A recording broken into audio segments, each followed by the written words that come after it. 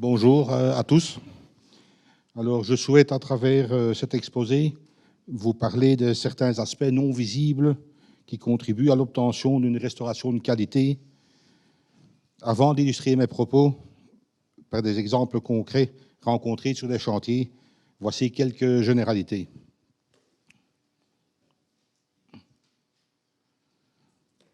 Alors, pour mener à bien une restauration de qualité, il faut, à mon sens, trois impératifs. Le premier est d'avoir un maître d'œuvre qui impose une reproduction à l'identique et de qualité.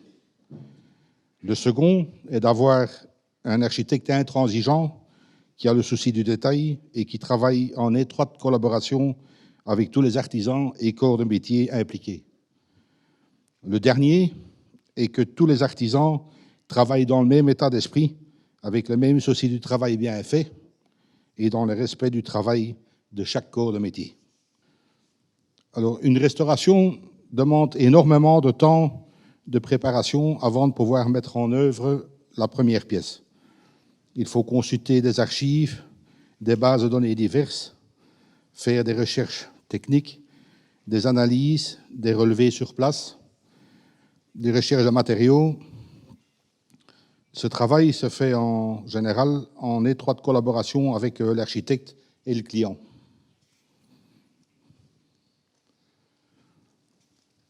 Il y a également de nouvelles normes techniques ou de sécurité devenues obligatoires que nous sommes tenus de respecter. Cela demande également des recherches d'adaptation de techniques et de matériaux que je développerai ici après. Dans le même état d'esprit, nous sommes souvent confrontés à des profilés de la visserie ou de la quincaillerie qui jadis étaient standards, mais n'existent plus aujourd'hui dans le commerce. Il faut alors les recréer, ce qui demande à chaque fois de résoudre un certain nombre de problèmes. L'on peut dire que ce n'est pas une mine d'or, mais une mine de problèmes à résoudre et de challenges à relever. C'est un des aspects de la restauration que j'aime le plus.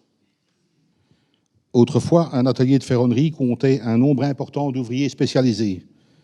Il y avait un traceur, un pointeur, un scieur, un foreur, un ajusteur-limeur, un forgeron, un repousseur et des placeurs. Chacun avait sa spécialité dans laquelle il excellait à force de faire du travail de répétition. L'on ne comptait pas ses heures de travail, comme aujourd'hui, et la main-d'œuvre était nettement moins onéreuse en proportion du coût des matières premières. Ces facteurs réunis permettaient de réaliser de véritables chefs-d'œuvre.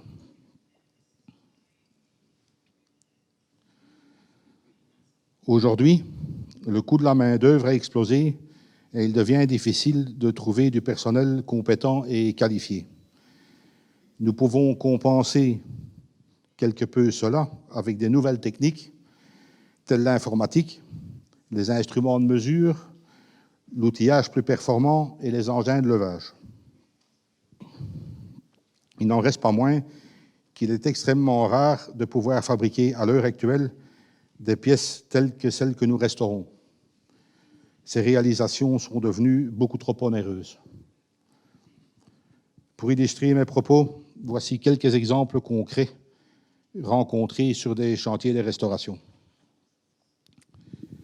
Le premier exemple d'aspect rencontré au musée Horta lors de la restauration de l'escalier menant au jardin. Nous avons ici fabriqué un calibre en acier pour prendre les mesures sur place. Vous voyez ici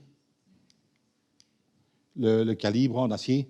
Ça, c'est pour exactement relever les longueurs et les angles qui ne sont pas nécessairement symétriques entre la gauche et la droite. On procède également de cette manière lorsqu'il faut s'adapter au mouvement du bâtiment, parce que les bâtiments ont bougé, que ce soit d'origine ou à cause de la vétusté. Ici, également, nous nous sommes basés sur des documents d'époque. Nous avons remplacé le verre d'origine par du verre feuilleté conforme aux normes actuelles. Voilà.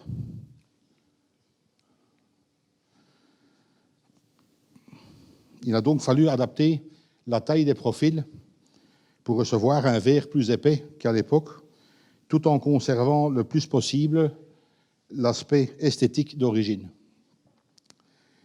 D'autre part, à l'époque, on utilisait du mastic de lin pour poser des verres. Il s'est avéré que celui-ci est incompatible avec la composition du verre feuilleté. En effet, le mastic de lin attaque le film PVB.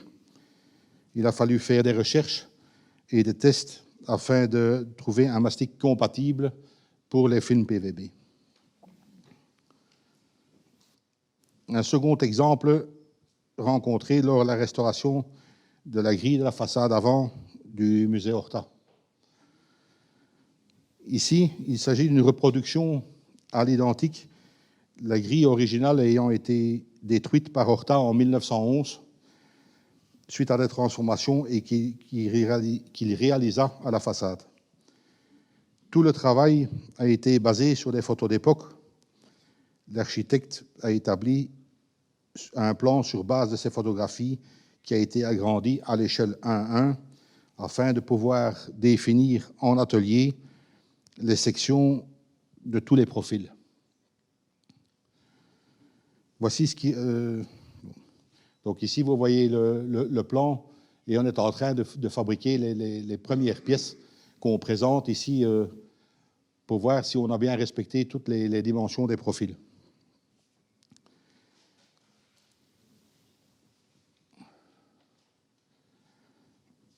Voici ce qui reste du plan sur votre gauche. Ici, ça c'est le plan. Après qu'on a eu fini le travail, il ne reste plus grand-chose. Tout a été brûlé. Alors, l'une des difficultés fut la partie tissée. Donc, vous voyez bien le tissage ici. Une barre passe devant, au-dessus, en dessous, au-dessus. Exactement comme un tapis tissé. Chaque intersection, ici, vous voyez le détail. Ici, le rivet n'est pas encore mis, mais c'est un petit trou de 3 mm dans une barre de 8 mm. Là-dedans est placé le rivet qu'on mate avec, au marteau et puis qu'on passe à la lime. Et une fois que c'est peint, on ne voit plus le raccord.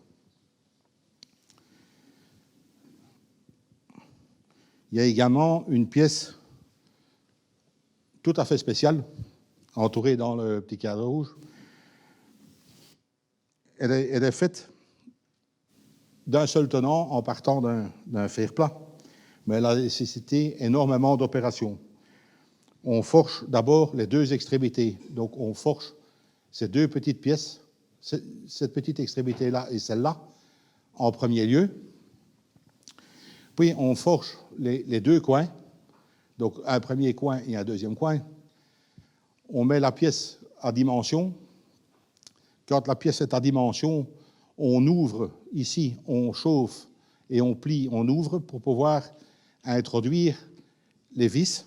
Une fois que celles-ci sont introduites, ici, on réchauffe et on replie la pièce parce qu'il est impossible, une fois que la pièce est faite, d'encore introduire les vis par après. L'exemple suivant est la restauration de l'école Saint-Guilain. La difficulté non visible à ce chantier-ci est la gouttière. Donc, cette partie ici, tout ce profil qui fait tout le tour, sert de structure pour tout l'ensemble de l'auvent, mais en même temps à évacuer toutes les eaux depuis vers la façade du bâtiment. Ce profil, les dimensions n'existaient plus, donc on a reproduit ce profil à l'identique que vous voyez ici en atelier. Donc ce profil ici, qui est la nouvelle gouttière, a entièrement été fabriqué dans l'atelier à partir de fer plat. Du fait du placement du vitrage feuilleté qui est obligatoire pour respecter les normes actuelles, nous avons dû renforcer les ancrages dans la maçonnerie qui étaient trop faibles, vu que le poids du verre a doublé par rapport à l'origine. Ici, vous voyez, il y a la même petite pièce, en un peu plus grand que je vous ai montré là tout de suite, mais qui est basée sur le même principe. Ces pièces demande énormément de temps en fabrication et surtout au montage, étant donné qu'on n'a pas d'accès pour serrer les vis.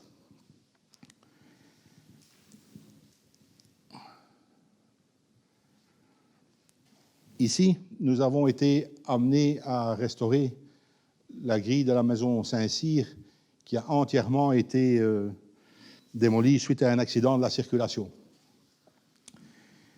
Contrairement au treillis vu précédemment, qui était tissé, celui-ci est un treillis superposé.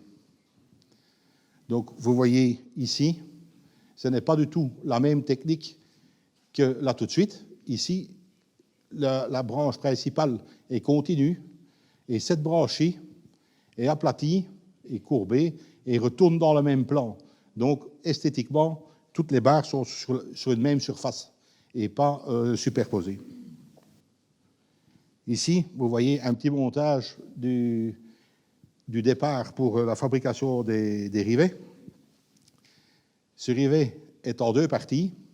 Donc, vous avez la première partie ici qui est les deux. Donc, celle-ci, c'est la pièce qu'on découpe au départ. Alors, après, on fait une presse pour transformer la forme ici, qui est plane, en une partie des rivets bombés. La troisième étape, on fabrique une rondelle aussi estampée sur deux niveaux. Et ça a été réalisé avec cet outil qui a été fabriqué chez nous en atelier. Donc ça, c'est l'outil qui a servi à fabriquer les pièces que vous avez vues juste avant.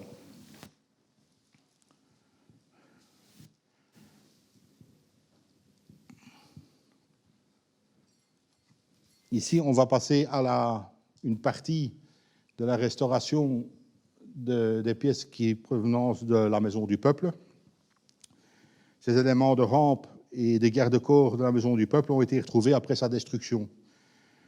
La difficulté a été de rassembler tous ces éléments qui n'étaient ni marqués ni répertoriés, de les disposer dans le bon angle ainsi que de niveau, afin d'obtenir au final un ensemble cohérent et mis à dimension pour intégrer sa destination finale au musée Horta.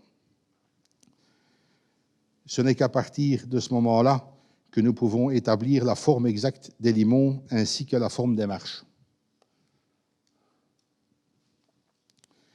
Normalement, l'on dessine et fabrique d'abord l'escalier et puis la rampe.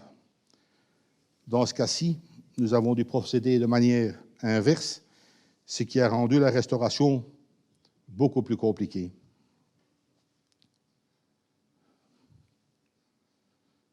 Donc ici, vous voyez la fabrication, du début de fabrication du limon, qu'on a dû reproduire d'après la forme obtenue en ayant mis tous les éléments de rampe à leur place.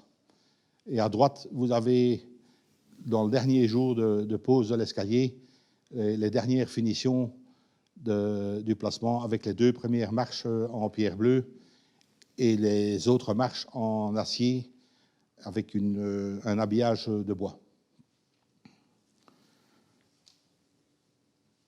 L'exemple suivant, c'est le jardin d'hiver de l'hôtel Wissinger. Sur ce chantier, nous avons été confrontés à la fabrication d'un profil très particulier. Nous avons dû reproduire 4 montants verticaux que vous voyez ici. Ce sont les 4 montants verticaux. Ces montants ont été fabriqués en angle et complètement façonnés à partir d'une grosse barre carrée. Dans cette petite verrière qui fait peut-être 5 mètres de long sur 3 mètres de large, il y a à peu près 6000 trous d'assemblage.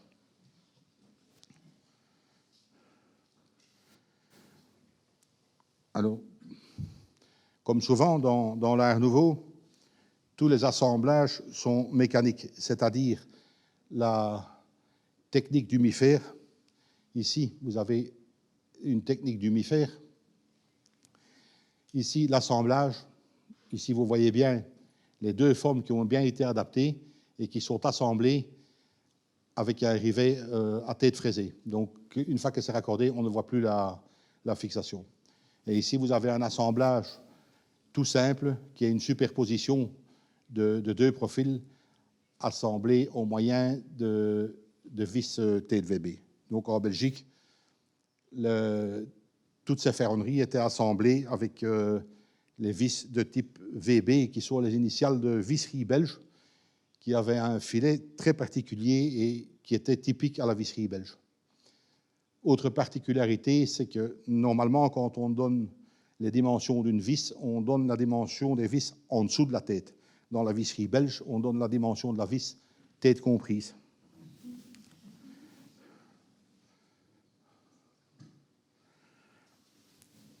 C'est toujours la même verrière qui est en atelier, qui a été assemblée à blanc, comme on appelle, c'est-à-dire que toutes les pièces sont assemblées avant de partir à l'atelier de peinture. Vous voyez ici, un peu partout, sur tous les profils, toute la quantité de trous taraudés, rien que pour attacher les lattes de vitrage. Alors, pour effectuer un travail qui tient dans le temps, toutes ces pièces sont numérotées et partent séparément à la peinture. Ici, vous voyez toutes les pièces qui sont revenues de l'atelier de peinture où elles ont été sablées, métallisées et peintes d'une couche de peinture en terrouille. Cela nécessite un travail méticuleux de numérotation des pièces. Ici, quand toutes ces pièces reviennent, comme elles sont numérotées, elles sont à chaque fois remontées avec la pose d'un joint d'étanchéité entre les profils. Parfois, dans ce cas-ci, on a mis une première couche de peinture en atelier. Donc ici, elle est remontée et elle est prête à partir sur chantier. On est en train de mettre la première couche de peinture de finition. Voici deux verrières qui ont nécessité l'adaptation de profils pour y intégrer soit du double vitrage, soit un verre simple feuilleté avec du cathédrale. Alors, hormis l'aspect sécurité, il y a à présent aussi l'aspect isolation thermique qui entre également en ligne de compte. Tout cela doit s'intégrer parfaitement dans l'esprit restauration en respectant le plus possible le visuel d'époque. Ici, en haut à droite, ici, vous avez un double vitrage feuilleté. Donc là, à coupure thermique. Et ici en bas, la verrière avec un vitrage feuilleté dont une face est du verre cathédrale. Ici, vous voyez le système de fabrication à l'ancienne, qui est la superposition de deux verres avec un léger espace entre afin de laisser une ventilation.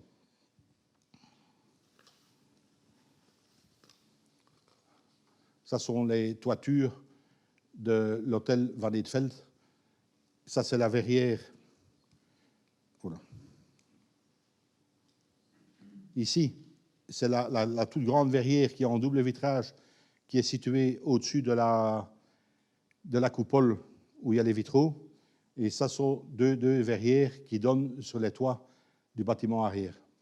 Alors, nous sommes également souvent amenés à devoir reproduire d'anciens éléments de quincaillerie, parfois avec leur mécanisme, ne les trouvant plus dans le commerce. Ce genre de détail n'est évidemment pas détectable lorsqu'on regarde un châssis restauré, mais cela demande un travail minutieux et une finition, un traitement de surface spécial. Ici, on a le cas de deux poignées en laiton sur lesquels on effectue un traitement chimique afin de les avoir en aspect vieux bronze. Ça, ce sont des poignées entièrement neuves qui sont reproduites sur un modèle d'origine. On peut reproduire des modèles d'origine soit sur des éléments photographiques, soit sur des moulages ou la reproduction d'après des photos. Ici, un exemple avec un moulage et une forme qui est la reproduction de la sonnette du musée d'Horta. Alors, je vais maintenant faire une courte parenthèse en parlant d'art déco. Nous avons participé à la restauration de la Villa en Pin, entre autres à la restauration de la grille d'Edgar Brandt, sur laquelle il manquait des éléments de décoration. La particularité de cette ferronnerie, c'est qu'elle est à arrêt de vivre. En art nouveau, tout comme à l'heure actuelle, l'on utilise des profilés laminés à chaud, donc des bords arrondis, tandis qu'il s'agit ici de profils étirés ou laminés à chaud, rectifiés à la lime. Cela rend le travail plus minutieux, car cette technique de fabrication n'accepte aucune tolérance. Ici, vous voyez deux fers plats, enfin un carré et un fer plat.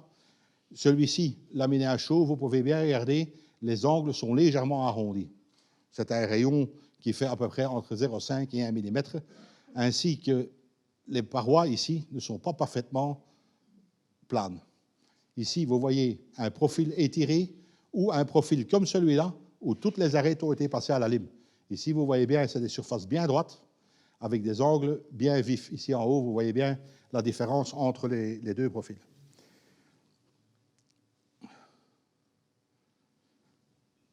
Les fleurs décoratives, dans ce cas-ci, sont entièrement peaufinées à la lime et au papier de verre et sont constituées de tout un ensemble de pièces différentes. Donc cette fleur, la pièce principale de la fleur est celle-ci, donc le grand arrondi. Donc ça, c'est une pièce. Celle-ci est une deuxième pièce qui est entièrement façonnée à la main et qui s'adapte parfaitement dans la première. Ça, c'est encore une pièce différente qui vient s'encastrer dans celle-ci. Et tout ça, c'est tenu ensemble par tout un système de rivets aveugles. Donc ici, cette fleur est constituée de cette pièce-ci, de la pièce principale et de deux pièces séparées qui sont celle-là et celle-là.